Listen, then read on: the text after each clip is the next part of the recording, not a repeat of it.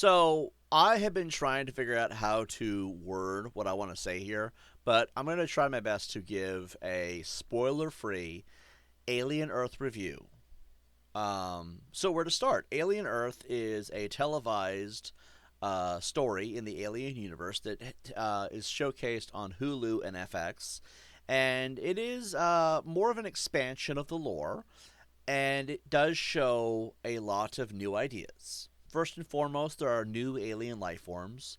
There's, for example, an octopus looking thing that's about the size of a hand, right? And it's got like an eyeball for a head, and it likes to pull people's eye out and then inserts itself in and then takes control of their body.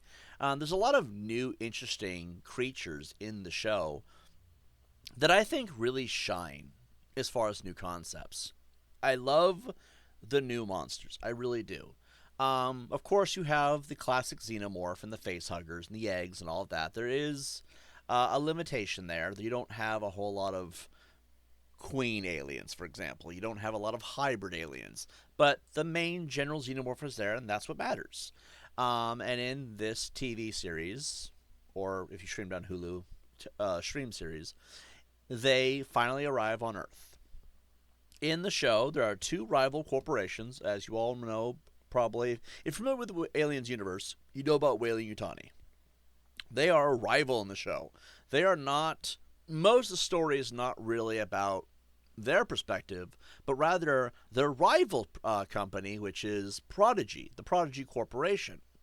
What Prodigy Corporation it does is they create special synths that more or less you transfer the human consciousness into a machine, and then you can basically live forever. And they were building something new for the world, and that was what they came up with.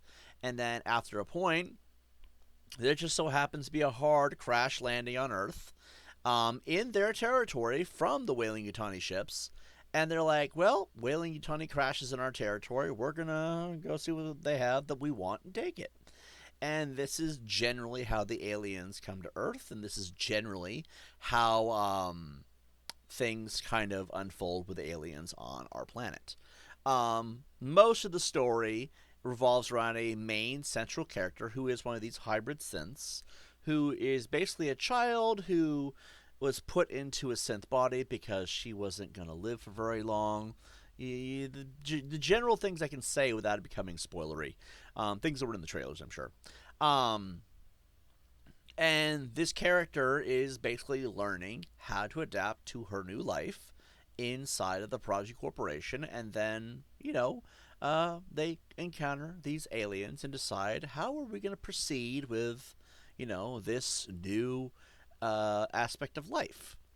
There is a lot of internal chaos once the aliens come into the picture, and people start churning on each other, and there's trust issues. The general things you would have in a show of any kind. I think they did a lot of interesting things that I completely find as great concepts for an expansion of the lore and trying new things. I do think, however, there were some things that did not quite make a whole lot of sense. For example, and I'm trying not to go into spoilers here because I figure that's the best way to go about this, there is an alien that's born under special circumstances. Use your imagination or go watch the show, I guess. But and the alien ends up being more of a pet to one of the central characters.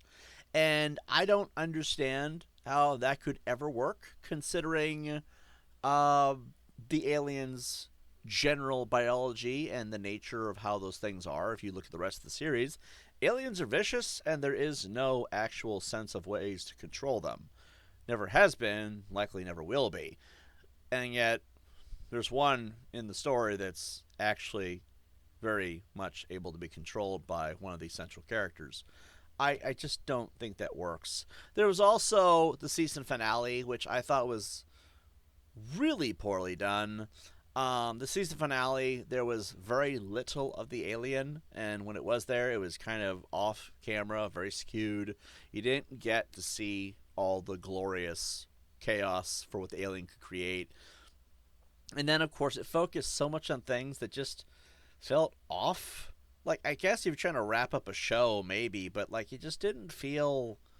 It didn't feel like Alien Earth. It felt like, here, let's look at the story of children since in adult bodies that are doing their own thing. And then there was that last line, and I guess maybe this is spoilery, not really. I don't know. Um, I'm gonna say it anyway though. So there was this line at the end. What do we do now? And they're like, "We rule." I'm like, the cringiest thing I've ever heard, and that is what I have to remember every time I think about this show. Overall, the first 7 episodes were great. The last episode was very lackluster. I do like the series. I don't know what they're going to do with the next season, considering most of the general stuff is kind of said and one and done. But I do think that if they continue, I hope that they try these new things that they did in this show. I do think that the new creatures was cool. I liked a lot of the characters. There's one synth who's like played by Timmy Elephant, and he does an amazing job. Like, absolutely amazing. I don't think he'll be in season 2 if there ever is one, but you know, he still was a really cool character. I do think that I want to see more from the Xenomorphs going forward if they continue this story, or if they do a season 2. I want to see more Xenomorphs. I think that was the biggest problem here, is that you show the Xenomorphs some of the time, but like considering the presence of what they are and how important they are to what this is, I feel like they should have been more of the focus. And unfortunately, that is the problem with Alien Earth, is that aliens are not really the focus. They're kind of like this side story, and I don't like that. So if I were to give the show a rating, I think it'd be like a 6. I do not think it's something you should pass up on. I think it's worth watching. It's only 8 episodes, and you can binge this in one night, really. It's like 8 hours of content. But it's still something that I do not think does a whole lot of real justice to the first real television series for Alien. I think that Alien vs. Predator 2004, which was PG-13 and really bad, does more justice as far as focusing on the aliens and etc. Again, I think you should watch it. I recommend it, but I do think that going forward they need to focus on more of the aliens, and they need to do a better season finale, because there were things that they were leading up with. For example, the pet alien. There were other aliens that were in the situation, but given that information, you could have had an alien versus alien fight. That would have been kind of cool. You know, like, that could be chaotic. But they didn't do anything like that. It was like, it felt really. I don't want to say it felt rushed. It just felt like they could have done this better. And also, the closing sequence was just really like, I don't even know what to say. So, a 6 out of 10 is what I'm going to give it. I do think people should watch it, but like, you don't have to rush. You're not missing anything too grand.